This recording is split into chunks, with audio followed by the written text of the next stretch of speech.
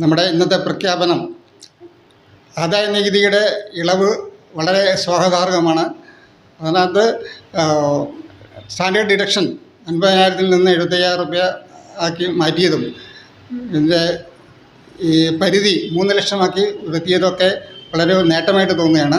പിന്നെ 3 ലക്ഷത്തിന് തൊട്ട് 6 ലക്ഷം വരെയായിരുന്നു അന്നത്തെ നികുതിയുടെ ഒരു സെറ്റപ്പിൻ്റെ ഒരു ഘടന ഉണ്ടായിരുന്നത്. അത് 3 ലക്ഷം തൊട്ട് 7 ലക്ഷം വരെ 5%, 7 ലക്ഷം തൊട്ട് 10% വരെ 10%, 12 ലക്ഷം തൊട്ട് 15 ലക്ഷം വരെ 20% ആക്കി.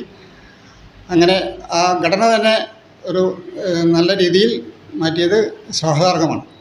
ഇത് കേരളത്തിലെ വ്യാപാര വ്യവസായ മേഖലയെ എങ്ങനെയാണ് അനുകൂലമായിട്ടാണോ? വ്യാപാര വ്യവസായ മേഖല മാത്രമല്ല, ഈ ഉദ്യോഗസ്ഥർക്കും അതുപോലെ പെൻഷൻ വാങ്ങുന്ന ആൾക്കാർക്കും ഒക്കെ തന്നെ ഒരു വലിയൊരു ആശ്വാസമാണ്. ഇവിടെ നികുതി 17,500 രൂപ വരെ ഒരു വർഷത്തിൽ ലാഭിക്കാൻ പറ്റും എന്നാണ് ഫൈനാൻസ് മിനിസ്റ്റർ പ്രഖ്യാപിച്ചിട്ടുള്ളത്.